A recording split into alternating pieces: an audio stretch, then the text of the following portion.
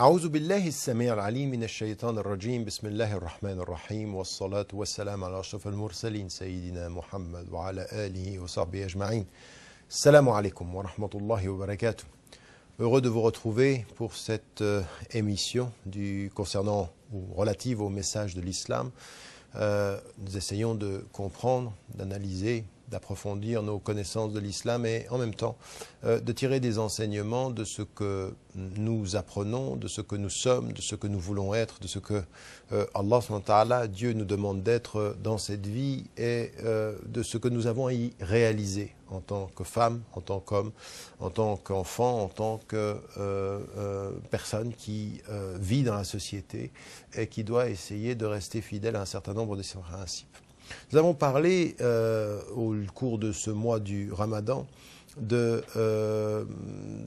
certain nombre de ses enseignements, de certain nombre de ses réflexions et j'ai voulu exprès faire en sorte que ce ne soit pas lié uniquement et spécifiquement au mois du Ramadan, mais avec des thèmes qui soient aussi à aborder au-delà, dont on doit comprendre également leur portée au-delà du Ramadan. Et il faut quand même, de ce point de vue-là, s'arrêter à cette réflexion sur les enseignements du mois du Ramadan. Parce que pendant un mois de notre année, nous jeûnons, nous sommes appelés à cesser nos activités usuelles en termes de boissons, en termes de nourriture, en termes de relations sexuelles. Nous y mettons un terme, nous mettons un terme au fait de fumer, etc. Donc tout ceci est clair. Et puis, en même temps, si nous le faisons pendant une année, pendant l'année entière, c'est-à-dire 1/12 de notre vie, dans le calendrier lunaire, c'est pour une raison finalement très importante. C'est que ce mois-là doit être une influence, doit avoir une influence sur les 11 mois qui vont venir, parce que les 11 mois qui vont venir sont des mois qui sont ceux dans lesquels et au cours desquels on va retrouver la vie normale, si je puis dire. Quels sont ces enseignements du Ramadan? Qu'est-ce qu'on peut tirer de ces enseignements qui va nous permettre d'entrer dans le mois qui va suivre, dans tout ce qui va être avec Sha'ban, avec tout ce qui va suivre Sha'ban qui est avant et en l'occurrence ce qui va venir après les 6 jours qu'on doit jeûner pour compléter finalement, parce qu'elles sont 6 jours qu'on va jeûner pour compléter les 30 et qui va nous permettre, multiplié par 10, de faire l'ensemble du calendrier lunaire. Ce que dit le hadith du prophète quand il nous dit que quand on jeûne les 30 jours plus 6, ça fait 36 qu'on multiplie par 10, c'est comme si on avait jeûné l'ensemble de l'année. Ça, ce sont des invitations à poursuivre le jeûne pendant 6 jours. Et puis ensuite, on va retrouver de toute façon notre vie normale. Alors, quels sont les enseignements que nous avons à tirer de ce jeûne-là? Première des choses sur laquelle il faut nous arrêter, c'est une dimension sur laquelle nous avons insisté pendant que nous jeûnons et que la dimension de ce retour à nous-mêmes. En fait, le jeûne, ce qu'il nous enseigne, c'est à revenir à nous-mêmes. Pendant un mois, alors certains le font, je sais que je connais des femmes et des hommes à travers le monde, dans les sociétés majoritairement musulmanes, comme en Occident, comme en Afrique, comme en Asie, comme en Amérique du Sud ou du Nord, qui, pendant le mois du Ramadan, ils savent qu'il faut revenir à soi-même, donc ils arrêtent de faire tout le mal qu'ils peuvent faire par ailleurs. Tout ce qu'ils savent n'est pas être très islamique, en l'occurrence. Et puis après, quand la vie normale reviendra, on recommence tout. Donc on a la dernière soirée d'oubli est juste avant le Ramadan, et puis la première soirée d'oubli est juste après le Ramadan. Juste avant, juste après, puis là c'est une petite parenthèse. Ça, c'est une erreur, c'est une façon qui n'est pas juste de considérer les choses. Mais ce qui est le plus important, c'est que pendant ce mois-là, ce qui nous est demandé, c'est pour ce mois-là et pour l'avenir, pour les mois qui vont venir, il faut vivre ce qu'on appelle l'introspection, il faut venir ce que la mystique, ou ce qui est dans la tradition, le muraqaba, c'est-à-dire le fait de se regarder et de s'observer et puis de faire le point sur sa personne. Donc le mois du Ramadan, c'est un mois où on suspend d'une certaine façon la normalité pour ajouter en spiritualité et ce travail d'introspection. C'est-à-dire qu'il y a un moment il y a une considération de la solitude, parce que finalement, dans le jeûne, on est tout seul à jeûner, personne ne nous voit, ça appartient à Dieu comme on l'a dit, c'est un travail que l'on fait sur soi, on ne mange pas, on ne boit pas, et puis à un moment donné, il faut revenir à soi, il faut regarder, il faut faire le compte de ce que l'on est, pour le mois du Ramadan et pour la vie en entier. C'est-à-dire que c'est ça que nous dit l'islam. Si vous êtes avec Dieu, il faut que vous soyez avec vous-même. Il faut méditer sur vous-même, c'est méditer sur Dieu. Et méditer sur Dieu, ça veut dire méditer sur vous-même. Et s'approcher de vous-même, c'est de vous approcher de Dieu. C'est ce qui nous est dit également dans ce verset que j'ai souvent cité, c'est que la connaissance de Dieu se place entre l'homme et son cœur. Comme on l'a dit. Et puis en l'occurrence, effectivement, car Allah subhanahu wa ta'ala, il est prêt et il nous connaît. Donc, وَلَقَدْ خَلَقْنَا الْإِنسَانَ وَنَعْلَمُ مَا تُوَسْوِسُ بِهِ نَفْسُهُ وَنَحْنُ أَقْرَبُ إِلَيْهِ مِنْ حَبْلِ الْوَرِيدِ. Nous avons créé l'homme et nous savons ce que son nafs, son intérieur, lui susurre, et nous sommes plus près de lui que sa veine jugulaire. Voilà ce que nous dit Allah subhanahu wa ta'ala. Il nous dit, je vous connais. Donc, il faut nous connaître nous-mêmes, il faut nous maîtriser.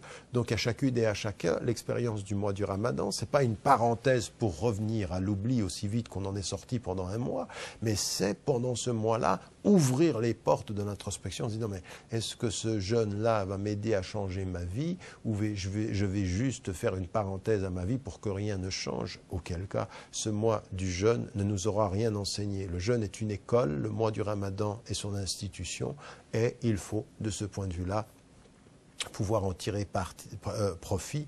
Et le seul diplôme que l'on a au sortir de cette école, au moment de cette institution du mois du Ramadan, c'est la conscience personnelle de son engagement personnel, de sa conscience personnelle, de son devoir personnel, de son engagement personnel à se réformer. Islah nafsak, il faut se changer, il faut se réformer. Et donc ça, c'est une dimension qui est importante. C'est finalement la réconciliation ou le voyage dans une certaine solitude spirituelle. Le deuxième enseignement du mois du Ramadan, il complète celui-ci, parce que pendant un mois, en général, ça se passe comme ceci, mais même si on ne le vit pas comme ceci, parce que je sais que certains qui nous écoutent vivent dans des contrées où ils sont seuls, ou des femmes qui sont seules, des hommes qui sont seuls, qui n'ont pas de famille, ça reste le mois du Ramadan, le mois du jeûne et de la famille aussi. Donc ça veut dire que quand on est seul, il faut penser à ses parents, quand on a perdu ses parents, quand on a perdu quelqu'un de la famille, quand il y en a certains qui nous écoutent aujourd'hui, ils ont perdu quelqu'un de cher, peut-être juste avant le Ramadan, peut-être ils vont le perdre pendant le Ramadan, peut-être que quelqu'un manque à leur table aujourd'hui, parce que l'année dernière, il ou elle était là, et ça n'est pas le cas. De toute façon, dans ces circonstances-là, ce qui va être nécessaire, c'est de maintenir le lien de famille. Et on maintient le lien de famille avec celui qui est parti par les invocations, doha. On maintient les liens de famille avec ceux qui sont là par es-suhour, et puis dans es-suhour fihi baraka, c'est-à-dire il y a dans ce une bénédiction divine, donc se lever le matin pour manger ensemble, couper le jeûne ensemble,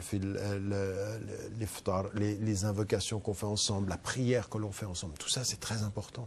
C'est très important la famille. Et beaucoup d'ailleurs aujourd'hui encore jeûnent plus par l'impact de la culture et de la famille que par l'impact spirituel et religieux.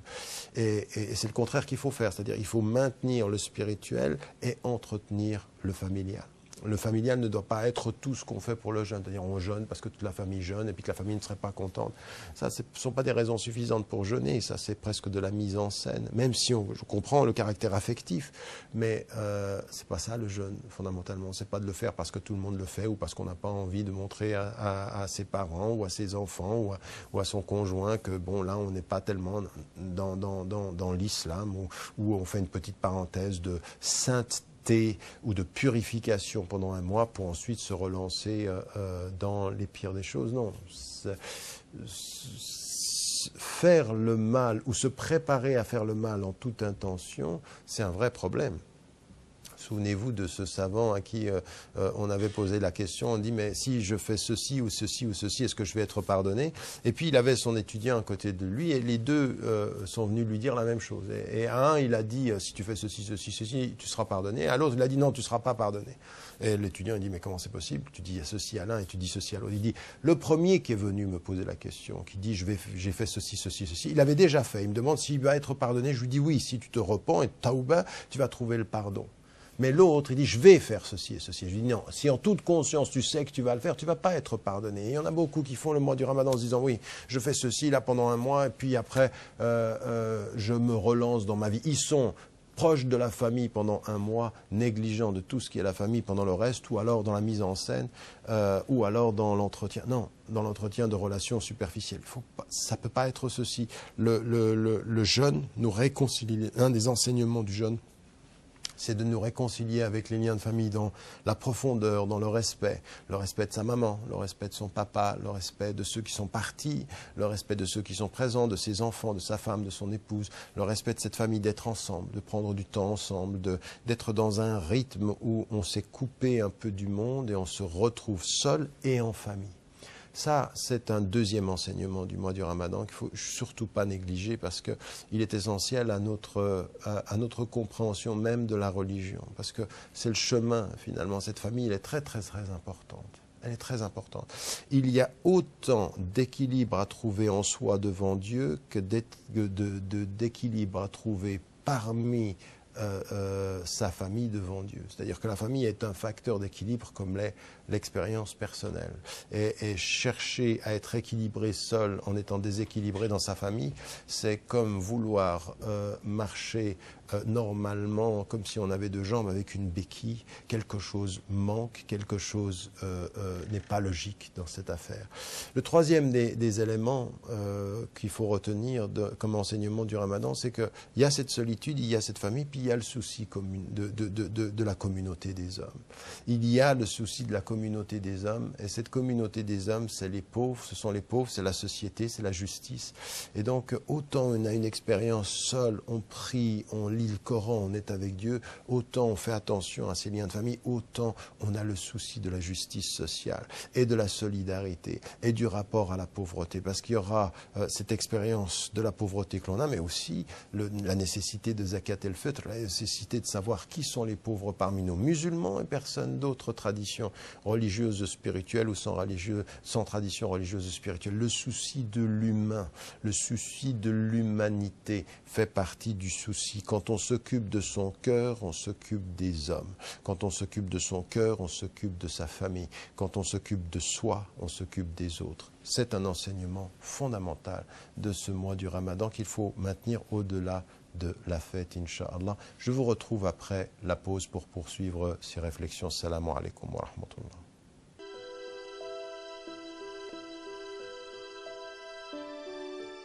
Salam alaikum wa rahmatullah. On se retrouve après la pause où on a parlé juste avant de ces enseignements du mois du Ramadan.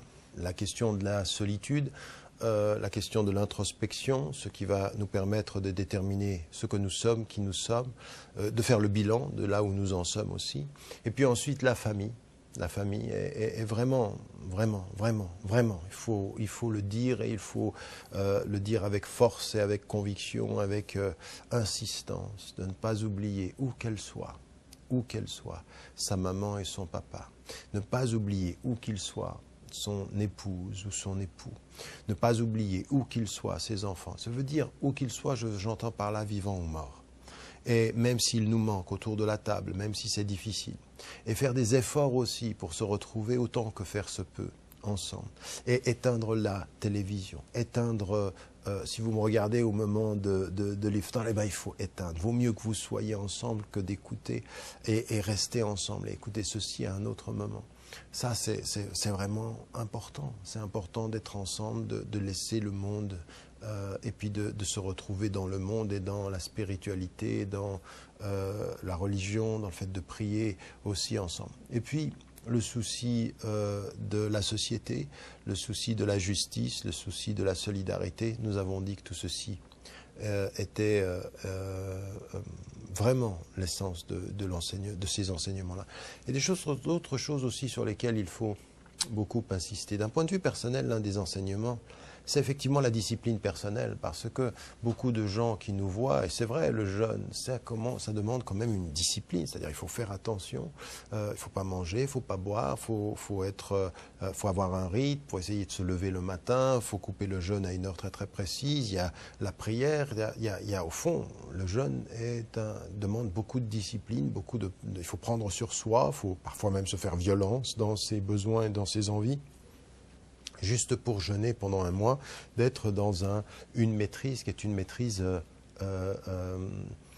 quotidienne, qui est une maîtrise qui est également libératrice. Au moment où on se maîtrise, au moment où l'on sait soi-même que il y a plusieurs niveaux, même si l'on se maîtrise, on peut maîtriser le fait de ne pas manger, de ne pas boire, mais c'est difficile aussi de se maîtriser et de ne pas sentir parfois de la colère, parfois de la haine, parfois de la jalousie, parce que ça fait aussi partie du jeûne. Le jeûne le plus profond, c'est même le jeûne du cœur, c'est-à-dire exiler son cœur de toutes les mauvaises pensées, de même le vocabulaire. Il faut s'exiler, il faut jeûner de la vulgarité. Il faut qu'on jeûne, que la vulgarité ne soit pas dans notre vie. On sait que c'est difficile et c'est un travail permanent. Et au moment où l'on sait, où l'on voit dans l'enseignement du mois du Ramadan, que nous sommes en train de faire ceci, que quelqu'un peut nous agresser, comme le prophète on dit « Inni sa'im » je jeûne, donc je ne réponds pas à ça, qu'on fait un acte de solidarité, de générosité, qu'on se souvient que le prophète pendant ce mois-là, il était le plus généreux des hommes avec la pauvreté qui était la sienne, au cœur même de l'expérience du dénuement qu'il vivait lui-même, parce qu'il n'avait rien et il donnait tout ce qu'il avait, eh bien, c'est un travail de discipline très important. Et au moment et au nom même de cette discipline, il y a une deuxième chose qui est importante, c'est de ne pas juger autrui. Et là, nous en avions déjà parlé dans une autre émission. Le fait, par exemple, qu'il y ait des femmes et des hommes, certains vont avec les allègements, ils sont en voyage, ils sont malades, et ils ne jeûnent pas. D'autres, eux, ils sont dans la el-azima, ils vont jeûner, ils vont. Chacun fait selon ce qu'il peut, parce que chacun a ses préoccupations, ses obligations, voire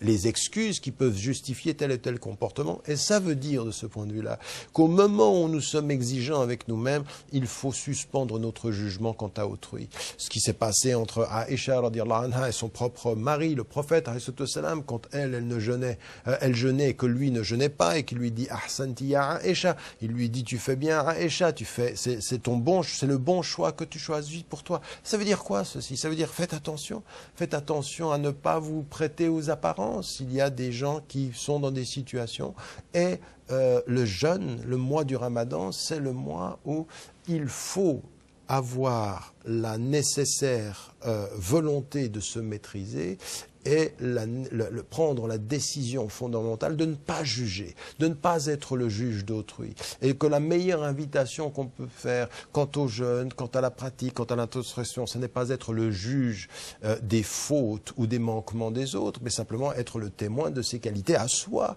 Je témoigne de mes qualités avant d'être le juge des fautes d'autrui. Nous ne sommes pas ceci. Et quand on verrait les fautes, ce que nous dit le Coran, man satara mu'minan fi dunya satarahu Allahu fi dunya wal akhirah. Puis dans une autre version, c'est musulman, c'est-à-dire qui va protéger un croyant, un musulman dans la vie d'ici-bas, Dieu le protège dans la vie d'ici-bas, dans l'au-delà. Au lieu de juger, mon jeûne est une protection. Donc parce que je jeûne, je ne vais pas exposer, je vais protéger ce que l'autre est et peut faire de ce point de vue-là. Donc quelque chose qui est très important dans notre pratique du jeûne, c'est qu'il faut multiplier. C'est une véritable école du pardon, de rahma, de la reconnaissance, de comprendre ce qui est dit dans le Coran, rahma bainahum, c'est-à-dire ils sont pleins de miséricorde, de compassion, de pardon les uns vis-à-vis des autres. C'est ça que sont le Coran que sont les enseignements du Ramadan. Et quand on entend a'oudhu billahi minash shaitanir rajim, bismillahir rahmanir rahim, wal 'asr, innal insana la fi khusr illa alladhina amanu wa 'amilus salihat wa tawasaw bil haqqi wa tawasaw bis sabr. Par le temps, les gens sont en perdition. Ils sont en perdition. Sauf qui? ceux qui croient et qui font le bien, et surtout une chose, qui s'encouragent mutuellement à la vérité et qui s'encouragent mutuellement à la patience. Cet encouragement mutuel, le mois du Ramadan le multiplie comme étant un des enseignements fondamentaux qu'il faut retenir.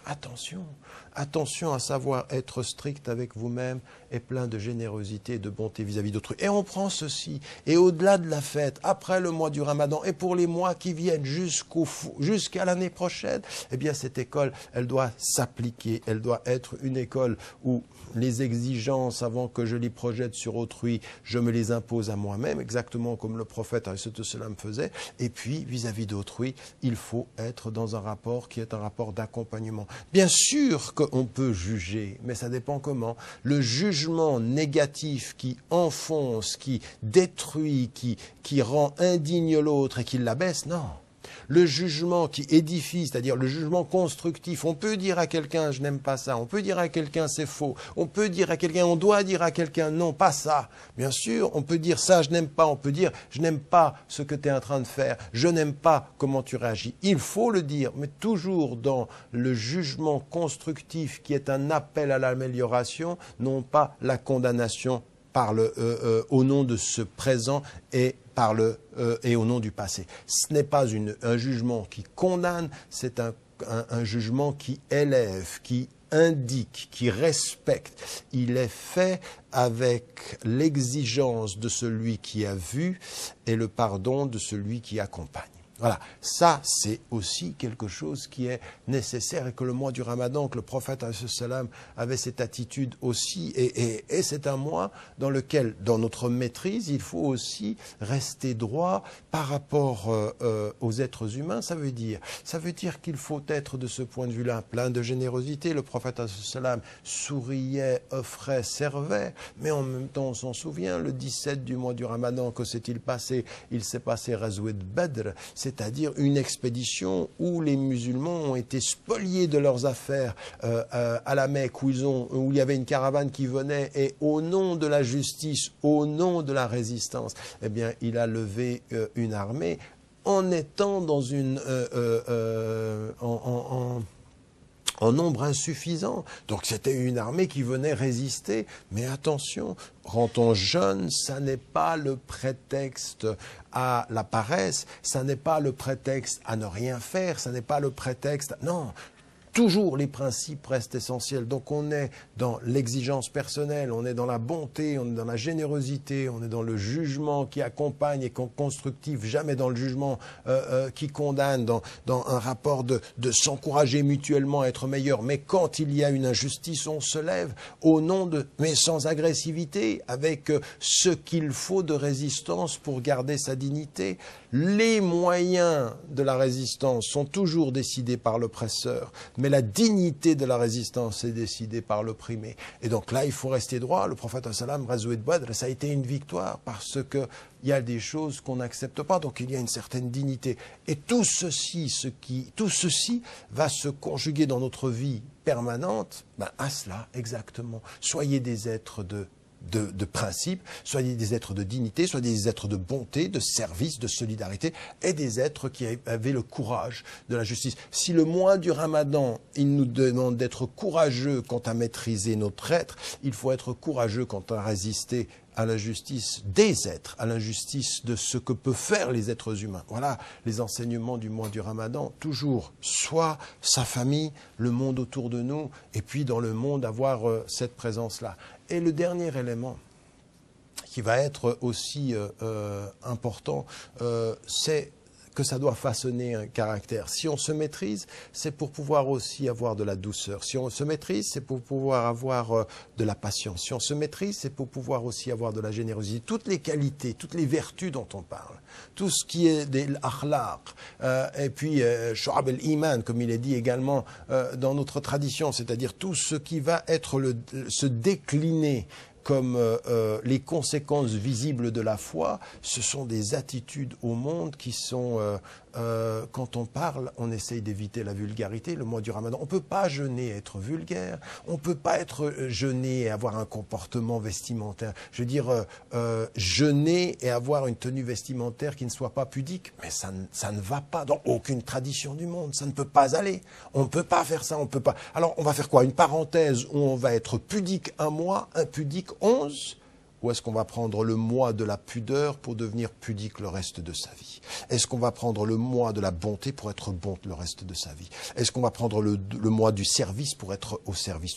Le mois du Ramadan pour être accompagné du Coran? Le mois de la dignité pour être digne toute la vie? Le mois du sourire, puisqu'il faut sourire, pour accompagner toute la vie avec le sourire et la présence. Voilà ce qu'il faut se dire. Les enseignements du Ramadan sont des appels à le vivre pendant 30 jours ou 29 jours d'un mois pour être capable ensuite d'illuminer sa route tout le reste de sa vie. C'est à chaque femme, c'est à chaque homme de faire ceci, ne pas faire de ce mois-là ce qui est devenu le folklore dans certaines traditions, c'est que des fêtes religieuses et on vend et on mange et on est dans la consommation, on a oublié tout ceci. À chacune et à chacun, c'est notre devoir vis-à-vis de nous-mêmes et c'est notre mission vis-à-vis d'autrui. Si nous sommes des témoins, c'est qu'il faut que nous comprenions ça. Mais pour comprendre ceci, avant de parler aux autres, il faut se parler à soi-même. Avant de regarder les autres, il faut regarder soi-même. Vouloir être des musulmans acceptés pour plaire ne fait pas un musulman digne pour être.